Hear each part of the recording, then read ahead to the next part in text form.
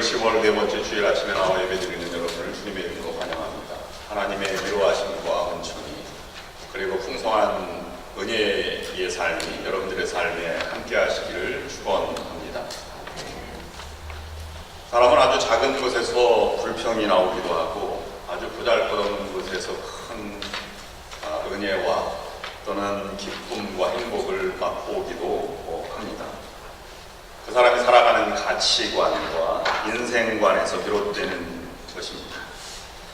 또한 습관적으로 불평의 말이 나오기도 하고 또 감사의 표현이 나오기도 합니다. 하나님을 믿는 믿음의 성도들로서 여러분의 삶을 한번 되돌아보시기를 바랍니다.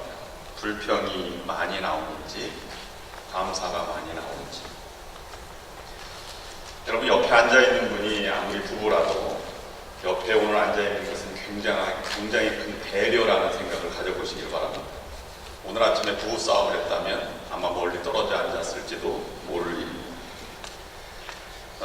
옆 사람과 인사를 나눠주시겠습니다. 제 옆에 앉아주신 것을 진심으로 감사합니다. 이렇게 한번 인사를 해주십니다.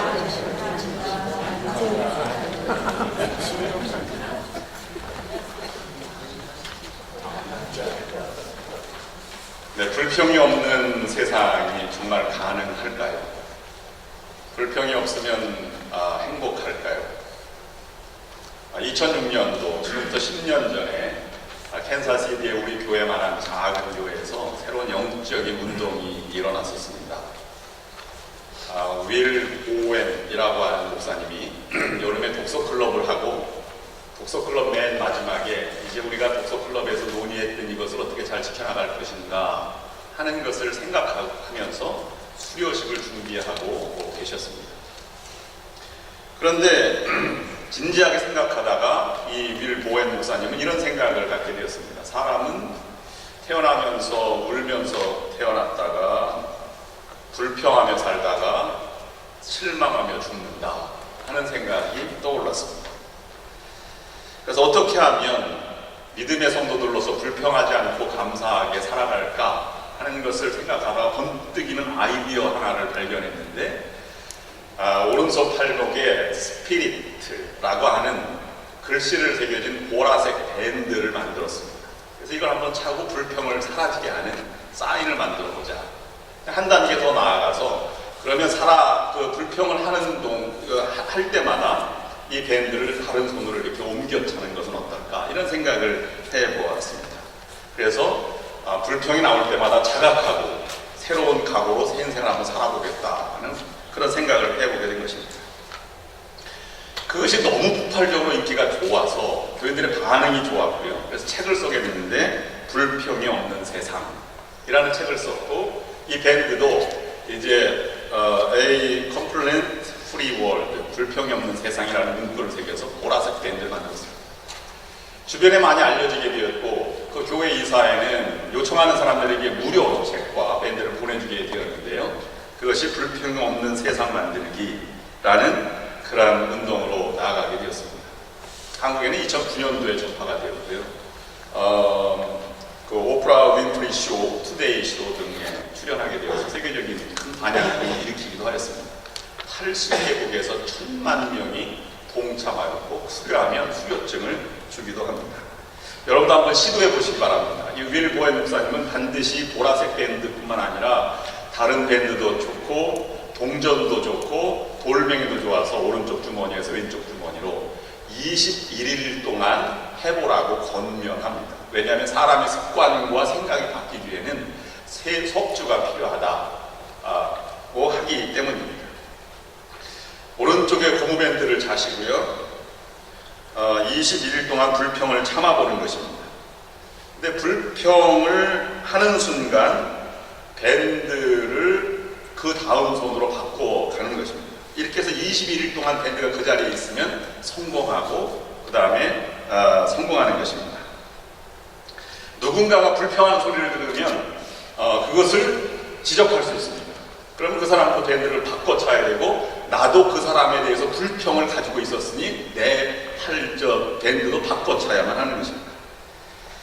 하루도 불평 없이 21일을 보내는 평균 개월 수가 가장 짧게는 4개월 또는 보통은 8개월 정도 걸려서 불평이 사라졌다 이렇게 표현하기도 합니다. 불평이라고 하는 것은 내가 당하고 있는 현실 가운데 슬픔이나 고통이나 아니면 불만을 표시하는 힘입니다. 여러분 잘 생각해 보시면 불평이 없다면 사람이 발전할 수 있을까? 불만족이라고 하는 표현으로 바꾸어서 보더라도 불만족이라고 하는 것 때문에 세상은 개발되어 왔고 발전되어 왔고 개선되어 왔습니다. 사실 변화는 불만으로부터 시작된다고 보아도 과언이 아닙니다. 내가 실제로 일어나는 일과 내가 그 일을 통해서 바라고 있는 이상 원하는 일 사이의 간격을 보게 될 때 사람은 불만, 불평을 하게 되는 것입니다. 근데 문제는 불평 자체로는 아무 변화가 없다는 것입니다. 그것을 극복하기 위한 행동이 더 중요한 것입니다. 또한 불평은 전염성이 강해서 한 사람이 불평하게 되면 다른 사람이 동조하게 되고 그것 때문에 다른 방향으로 흘러가게 된다는 것입니다. 밀 보엔 목사님은 4가지 불평의 종류를 했는데요. 첫 번째로는 의식하지 못하고 불평하는 단계. 그래서 늘 입에 달듯이 못 살겠다 한숨 쉬는 것과 같은 불평이 있고, 또는 의식하면서 의도적으로 이걸 불만을 표출하는 단계, 또는 화가 나고 불만이 있지만 불평을 참는 단계, 아니면 인격으로 완전히 녹아져서 의식도 없고 불평도 없는 세계. 그래서 4번째 세계로 나아가려고 그렇게 훈련을 시작하게 되었다고 했습니다. 생각해 보아야 할 것입니다. 이 훈련의 목적은 아웃사이드 인 훈련 방식입니다. 세상을 변화시키는 전통적인 패러다임의 한 형식입니다. 그래서 훈련을 통해서 변화를 시도하는 것이죠. 외부의 자극을 적절하게 설계하고 그걸 개인에게 투여함으로써 개인이 변화되고 내면을 바꾸겠다고 하는 그런 시도입니다. 사실 보라색 밴드는 별로 그렇게 중요한 아이디어는 아니라고 볼 수 있습니다. 왜냐하면 지금까지 이런 시도는 엄청 많이 있었으니까요. 여러분 표열을 책상에 붙여놓고 절대로 잠을 자지 말자 이런 좌우명을 써놓기도 하지 않습니까? 이것이 발전하면 종교적인 것으로 변화되어서 여러분 불교에서는 목탁이 이런 그 세계로 인도하는 그런 아웃사이드 인의 방식이고, 또는 영주 같은 것도 마찬가지입니다. 그런 것이 약간 변형되어서 같은 방식이지만 캐톨릭에서는 영주를 하나 두 개씩 하면서 기도의 제목을 하고 그 다음에 반지에 나온 돌출 부분을 돌려가면서 기도를 하는 것도 마찬가지 외부의 자극을 통해서 내면의 세계를 바꾸고자 하는 시도입니다. 그럼 또 한 가지 생각을 해볼 것은 불평이 없다면 그럼 사람은 행복할까 하는 것입니다.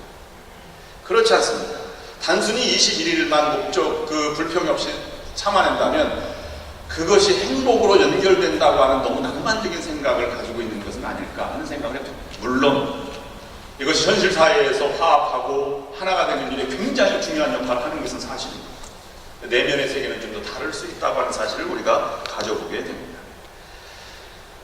말로써 불평하지 않으면 사고가 변화되기 시작한다는 것이 그것의 원리인데요. 단순하지는 않은 것 같습니다. 기독교 접근 방식은 보다 더 근본적인 원리입니다. 변화가 아니라 변형, 트랜스포메이션, 근본적으로 모든 것이 변하는 것을 지향하고 있지. 그러므로 진정한 변화는 외부적으로부터 나오는 것이 아니라 내부적으로 시작되는 인사이드 아웃 스피리추얼 무브먼트가 중요한 것입니다. 내면에 예수 그리스도의 십자가의 붉은 보혈이 뿌려지지 않고 사람은 변화될 수 없습니다. 우리는 근본이 결코 바뀌어질 수 없는 것입니다. 십자가의 붉은 피가 없이 단지 보라색 고무밴드로만 인류 역사는 단 한 번, 우리의 삶도 단 한 번 발전하지 못하고 변화되지 못하는 것입니다. 내면으로부터 시작되는 진정한 변화를 위해서 저는 몇 가지를 묵상해 보았습니다. 세상을 살아가는 데는 크게 3가지 정도의 그런 발전 과정과 형태가 있다고 묵상을 해보았습니다. 첫 번째로는 환경에 이끌려 살아가는 사람들입니다. 밖에서 무엇이 들어가면 좀 더 많은 풍성하게 느껴지고 또는 행복을 느끼는 사람들의 모습입니다. 그런 세상의 많은 사람들도 사람이 돈을 따라가면 그거 신기루처럼 살아가서 사람이 돈을 따라가기보다는 돈이 사람을 따라와야 한다는 이야기도 많이 합니다. 그래서 환경을 따라 사는 사람은 언제나 친구가 없고 외롭다고 말하고 더 큰 환경과 재미를 따라서 살아가게 됩니다. 언제나 외롭고 쓸쓸하게 살아가게 됩니다. 누구도 끝까지 함께 있을 수 없기 때문에 외로움을 느끼는 것입니다. 또한 환경을 따라가면 환경을 지배할 수 없습니다. 다른 말로 표현하면 그런 삶에는 진정한 만족이라고 하는 것이 채워지지 않는다는 것입니다. 왜냐하면 끝이 없기 때문에 그렇습니다. 우리의 삶에는 어떠한 것으로 나를 채울 만족이 채워지지 않습니다. 왜 그렇습니까? 우리의 영혼은 세상 우주보다 크기 때문입니다. 그래서 예수님도 말씀하셨습니다. 사람이 만일 온천하도 없고도 제 목숨을 잃으면 무엇이 유익하리요? 사람이 무엇을 주고 제 목숨을 바꾸겠느냐? 내 자신을 채울 수 없을 만큼 나는 우주보다 세상보다 넓기 때문인 것입니다. 아무리 좋은 집과 아무리 좋은 차를 가지고 있어도 그것은 얼마 못 가서 실증을 느끼고 다른 것을 요구하게 되는 것이 그것이기 때문입니다. 환경을 따라 살지 않으면 의미를 따라 두 번째는 살아가는 사람이 있습니다.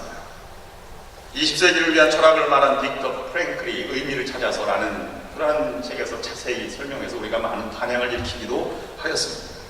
유태인의 정신과 의사였던 이 빅터 프랭클은 2차 대전 때 아우슈비츠 수용소에 갇히게 됩니다.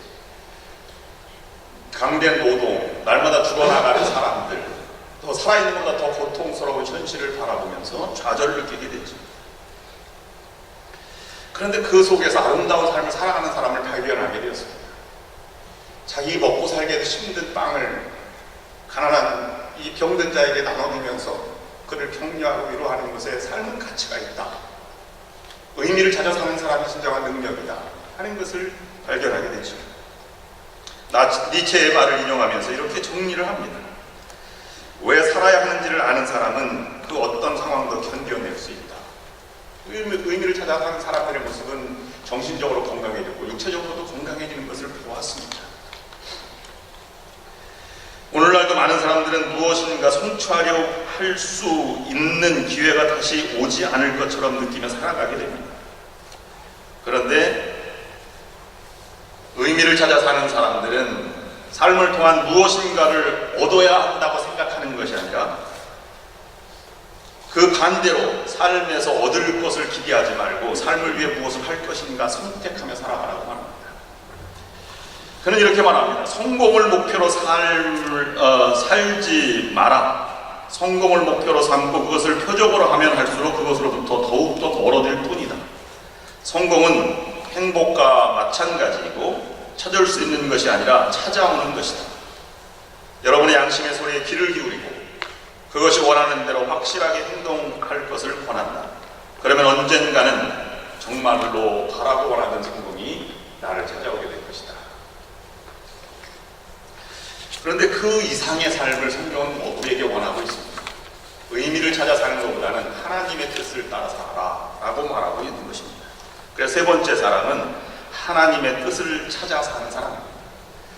삶이 더 중요하다, 살아가는 것이 중요하다고 말할 수 있지만 그러나 성경은 사나 누구나 주의 뜻대로 살아가는 것을 우리에게 요청하고 계십니다. 한 단계 더 높은 차원의 삶을 요구하고 있는 것입니다.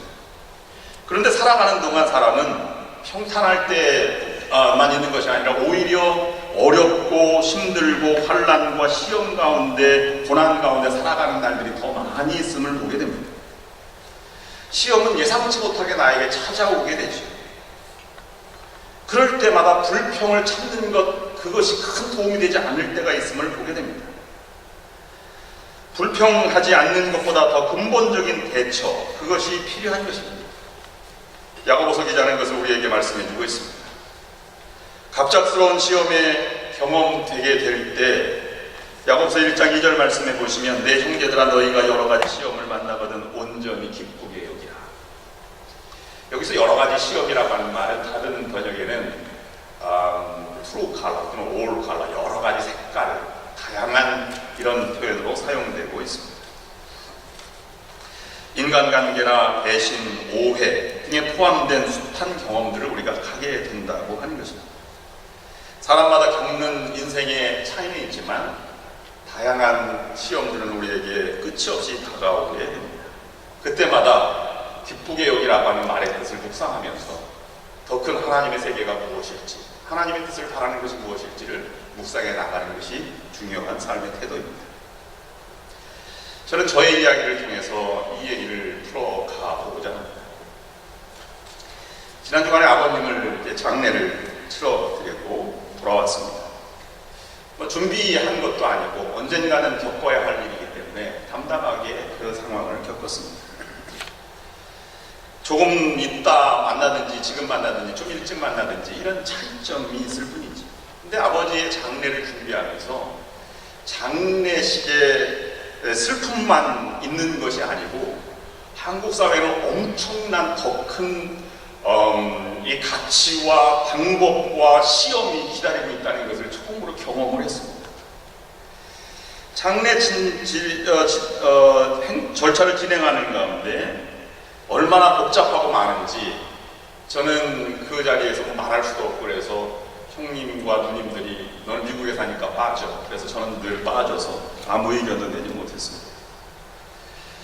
그 가운데도 큰 상처를 하나 받은 것이 있는데요. 제가 국민학교 5학년 때 어머님이 아프기 때문에 시골에 개척교회가 세워져서 그 교회 처음으로 출석을 했습니다. 그러니까 처음 멤버고 개척 멤버죠. 저는 그곳에서 중학교를 다니고 그다음에 그때 전사님이 이제 목사 안수를 받고 새벽기도를 다니면서 목회자가 되기를 결심했습니다. 거기서 처음으로 이제 목회자가 배출되게 된 것이지. 어머니는 그곳에서 평생 목사님을 대접하며 가장 좋은 것으로 그다음에 화단을 가꾸고 풀을 뽑으며 이렇게 일평생 기도하시면서 살아가셨습니다. 한 교회가 개척된 지 한 2년 지나고 난 다음에 어느 분이 땅을 기증해서 이제 건물을 세웠는데 저도 벽돌을 날랐고 아버지도 기둥을 세우고 마루를 깔고 지붕을 덮고 기와를 덮으면서 교회를 건축했습니다. 그래서 그 장례가 난 다음에 이제 목사님, 그때 목사님 나 가려고 젊은 목사님이 오셔서 제가 장례를 부탁드렸습니다. 목사님, 여만하니 우리 아버님 장례를 좀 집례해 주시면 어떻겠습니까? 뭐 의당 그렇게 하지요. 근데 깜짝 놀랄 소식을 받았는데요. 어머님이 돌아가시고 지난 5년 동안 교회 출석을 하지 않았으니 장례를 집례 못하겠다는 것입니다. 설사 믿지 않는 사람도 부탁하면 드려주는 것이 초대교회 전통이고 그것이 바람직하지 않습니까? 우리가 일평생 헌신하고 거기 목회자 배출된 훌륭한 그런 부모님인데 장례를 지내줄 수 없다는 것이 무슨 말씀입니까? 그래도 안 됩니다. 이렇게 철저하게 말씀을 하시더라고요. 젊은 목사님은 30대쯤 되십니다. 이해가 되지 않았습니다. 그래서 목사님 교회장이 아니고요. 목사님만 오셔서 그냥 장례만 진행해 주시면 좋겠습니다.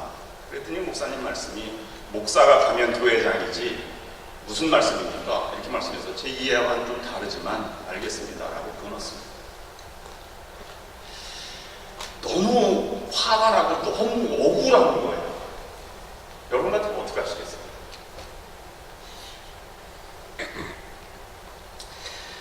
그래도 알았다고 전화를 끊고 누님들과 형님들은 난리가 났습니다. 어떻게 그럴 수 있느냐? 제가 마무리를 지어야 될 것 같습니다. 괜찮습니다. 화내지 마시고 불평하지 마시고 하나님의 뜻을 헤아려 보십시다. 그리고 목사님께 전화를 걸었습니다. 제가 목사님의 심기를 건드렸다면 죄송하고 이것 때문에 교회가 어지러우면 안 될 터이니 시골 작은 마을이니 제가 다른 분을 모시고 장례를 치겠습니다 라고 부탁을 드리고 장례를 치렀습니다. 그런데 그 야고보서 말씀이 계속 생각이 나는 거예요. 시험을 만나거든 기쁘게 여겨. 지금 이 순간에 기쁘게 올까? 한참 묵상하는데요. 이런 생각이 떠올랐습니다. 아버지를 떠나 보내는 자리에서 옳고 그름이 문제일까? 아니면 어떤 것이 하나님의 길일까를 묵상하게 되었습니다. 그래서 옳고 그름, 이것은 억울하다 라고 말하는 것보다는 하나님이 바라시는 것이 무엇일까? 그래서 가장 가까이 지내던 그 당시 옆에 있던 그 동탄 시온교회 하군수 목사님께 전화를 드려서 장례일을 부탁을 드렸습니다. 거기 뭐 시골교회 몇십 명보다도 훨씬 더 큰 수천 명의 담임 목사님이 제 전화를 받고 제가 다른 일을 다 젖혀두고 장례를 승리하겠습니다 이렇게 말씀하시더라고요. 아무 연고도 없는데 사람이 감동이 되더라고요. 그래서 장례를 잘 치렀습니다. 결과로는 얼마나 많은 은혜로운 장례가 되었는지, 그다음 누님들도 만족하였고 많은 사람들이 놀랐습니다. 뭐 그 당시에 위원장이나 아니면 시장, 화성시장 이 친구이기 때문에 같이 조문을 오게 되었습니다. 하나님이 인도하시는 길이 무엇이었을까 하는 생각을 해보았습니다. 야고보서 기자는 여러 가지 시험을 만나거든 또는 세번역과 개역 개정판에는 시험을 당하거든 이라고 표현되었는데요. 여기에서 원래 본문의 표현은 시험에 떨어지거든 이라는 뜻입니다. 내가 의도했던 것이 아니고 찾아간 것이 아니라는 것이죠. 급작스럽게 떨어지다는 단어를 썼습니다. 또 여러 가지 시험을 만나거든 당하거든, 그래서 만약에 만난다면 이라고 하는 표현이 아니라 당할 때마다 언제나 그런 순간에 찾아온다고 우리에게 말씀해주고 있는 것입니다. 우리의 현실 살아가는 동안 시험과 환난은 가끔 찾아오는 것이 아니라 항상 있는 존재, 항상 나에게 필수적인 존재로 나에게 머물러 있는 것입니다. 그래서 성령의 열매 가운데 3번 사랑과 희락과 화평이 희락이 기쁨만입니다. 그 다음에 로마서에 있는 사도 바울의 말씀에도 환난 중에 이런 즐거워하나니, 환난 중에도 즐거워하나니 환난은 인내를 낳고 인내는 연단을 낳고 연단은 소망을 이루는 줄을 알미라 이렇게 말하고 있습니다. 로마서 5장 5절 말씀에도 이 소망이 부끄럽게 아니함은 우리에게 성령으로 말미암아 하나님의 사랑이 우리 마음의 부은 바 됨이니라. 환난 속에도 기뻐한다는 말은 그것을 더욱더 하나님이 원하시는 쪽으로 큰 세계를 바라보라고 하는 말씀으로 제가 묵상하였습니다. 어째서 그렇게 됐을까요? 우리가 하나님의 뜻을 이루어드리는 것, 의미보다 더 중요한 하나님 나라를 위해서 믿음의 사람으로 부름받은 사람으로 사역을 펼쳐가며 살아가는 사람, 어떻게 하나님의 뜻을 이루어드릴 수 있을까? 저는 오늘 본문 말씀에서 3가지를 교훈을 잡아봤습니다. 첫 번째로는 환난과 시험을 당할 때 우리는 믿음을 포기하지 않음으로 하나님의 뜻을 이루어드릴 수 있습니다. 시험을 당할 때마다 이것은 내가 바라는 것이 아니다 라고 생각하고 믿음을 저버린다면 우리는 하나님의 뜻을 저버리는 것이고 내 뜻을 이루어가는 것일 것입니다. 이는 너희 믿음의 시련이 인내를 만들어내는 줄 알미라. 믿음의 시련이라고 하는 것을 여기에서 우리에게 말씀해 주고 있는 것입니다. 이것을 테스트한다는 표현으로 많이 쓰지. 나는 시험이 찾아오는 게 너무 좋아, 너무 즐거워 라고 말할 학생이 있다면 정말로 약간 정신이 좀 온전치 못한 학생일 것입니다. 시험은 힘든 것이죠. 그러나 그걸 통과해야 객관적으로 성적이라고 하는 것이 나오니까 그걸 패스하느냐 마느냐 이것이 중요한 것이 아니겠습니까? 모든 성도들은 이 시험을 통과해야만 하나님 나라의 일꾼으로 세움받게 되었습니다. 초대교회 성도들도 많은 불같은 시험을 통과했기에 복음을 증거하게 된 것입니다.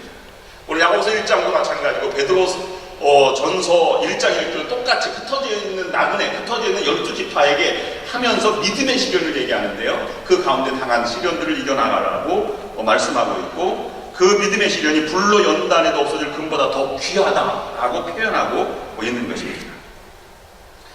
오늘 우리들에게 시험을 만날 때마다 믿음을 포기하지 않는 여러분들이 되어서 그 가운데에서 역사하시고 하나님이 더 큰 음성을 들려주는 음성을 따라서 하나님의 뜻을 이루어드리는 여러분들이 될 수 있기를 주님의 이름으로 축원합니다.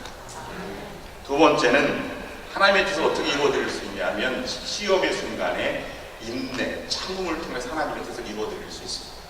물론 시험은 참음을 만들어내기도 하지만 오히려 참아냄으로 하나님의 뜻을 이루어갈 수 있다고 하는 것입니다. 인내하라, 온전히 인내를 이루라. 이는 너희로 온전하고 구비하여 조금 더 부족함이 없게 하려 함이니라. 인내라는 말에 여러분 영어 성경이나 아니면 헬라어 성경을 가만히 읽어보면 휘포메네 또는 under the pressure 이렇게 번역을 했는데요. 어떤 무거운 환경 아래에서 머물러 서 있는 것, 강하게 하나님을 바라보고 서 있는 것이 인내라는 것입니다.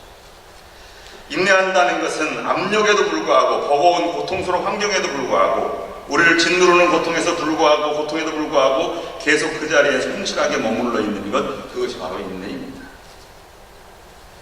우리는 인내할 시험을 당할 때마다 참지 못하는 경향이 너무나 많이 있습니다.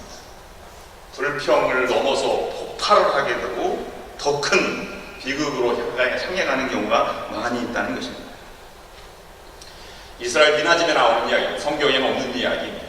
여러분 근데 잘 한번 되새겨보시길 바랍니다. 아브라함이 지나가는데 나그네 한 명이 찾아왔어요. 할아버지 한 명이 찾아와서 하룻밤 묵어 갈 수 있겠습니까? 나그네를 극진히 대접하는 아브라함이 천막안으로 들여보냈고 발씻을 물과 잘 씻겨드렸습니다.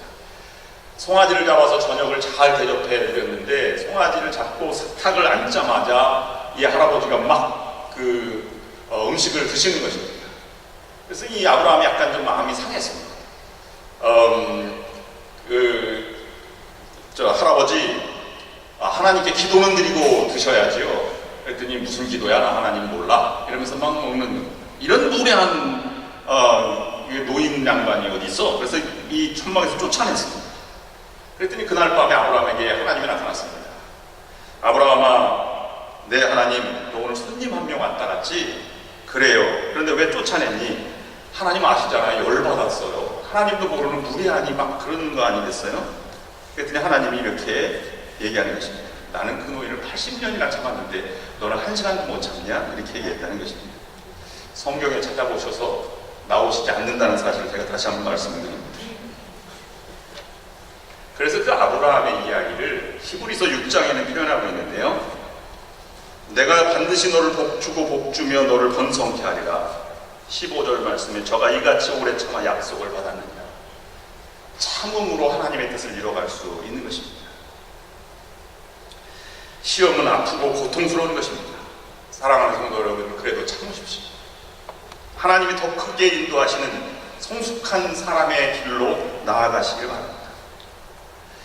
정말 제가 아파요, 힘들어요. 그러나 하나님의 뜻을 따라서 참아보겠습니다. 그 길을 걸어가겠습니다. 라고 하는 것이 신앙인의 삶의 모습입니다. 세 번째 마지막으로는 하나님이 주시는 때에 지혜가 있어요. 그것을 하나님의 뜻을 이루어드리는 것입니다. 내 생각이 아니라 하나님이 주시는 더 큰 지혜와 때를 만나고 결단할 때를 아는 것이 중요한 것입니다. 우리를 기도할 때 이 시험을 물러가게 해주십시오 라고 하는 것이 믿음의 상태가 아닙니다. 나는 시험에 들자, 시험을 잘 치르지 않게 도와주십시오 라고 말하는 것도 올바른 기도가 아닙니다. 이 시험을 잘 견디고 잘 치르게 도와주십시오 라고 하는 것이 바른 기도입니다. 잘 치른다는 것은 무엇입니까? 지혜롭게 하나님이 주시는 말씀으로 잘 결단해서 살아간다고 하는 것입니다. 그렇다고 한다면 하나님이 주신 지혜는 나를 부숴버리는 작업이 필요한 것입니다. 내 의기, 내 의로움, 아니면 내 보상, 이런 것들을 다 접어버리고 하나님이 원하는 것이 무엇입니까? 이 상황에서 정말로 하나님이 바라는 일이 무엇일까를 안다면 우리는 그 길을 걸어갈 수 있습니다. 깨어짐의 영성이라고 하는 표현을 헨리 나우엔이라고 하는 학자가 이야기를 그의 책에서 썼는데 이렇게 비유를 들었습니다. 수도원의 수도사에게 흙덩이를 가지고 수도사를 불러서 이보게, 여기에 물을 부어보게. 그랬더니 흙덩이 사이에 물이 지나가서 흘러버렸습니다. 그래서 헨리 나우엔 수도사가 그것을 다 으깨서 흙으로, 고운 흙으로 만들고 다시 부어보게. 그랬더니 잘 흙 속에 스며들어서 흙이 잘 개어지게 되었습니다. 그래서 그가 말하기를 이 깨어지지 않으면 새로운 어떠한 것도 들어갈 수 없다. 깨어짐의 영성이 필요하다라고 말했습니다. 깨어지고 부서지는 것은 아픈 일입니다. 그러나 그런 속에 하나님의 역사가 일어나는 것이고 새로운 길이 열려나게 되는 것입니다. 우리는 시험 가운데 살아가고 있습니다. 이 고통 가운데 우리가 믿음을 포기하지 않고 그리고 인내, 참고 참아 나아가면서 그리고 나를 버리고 하나님이 주시는 영성을 통해서 결단하고 그 지혜로 말미암아 새롭게 시도함으로 하나님이 열려있는 그러한 놀라운 은혜의 길을 걸어가시는 여러분들의 삶이 될 수 있기를 주님의 이름으로 축원합니다. 기도하시겠습니다. 하나님 아버지, 우리가 살아가는 가운데는 여러 가지 시험이 있습니다. 오늘 이 순간에도 아주 고통스러운 시험을 참고 견뎌 나아가는 성도들이 있을 것입니다. 아프고 괴롭고 또 어떻게 해야 할지 알지 못하는 현실 가운데 있을 수도 있습니다. 그럴 때마다 더 믿음을 포기하지 않게 하시고 더 참아내게 하시고 나를 더 깨워줘서 하나님의 길을, 하나님의 뜻을 이루어가는 우리 믿음의 성도들이 될 수 있도록 인도하여 주시옵소서. 예수 그리스도의 이름으로 간절히 기도드리옵나이다. 아멘. 응답의 찬송.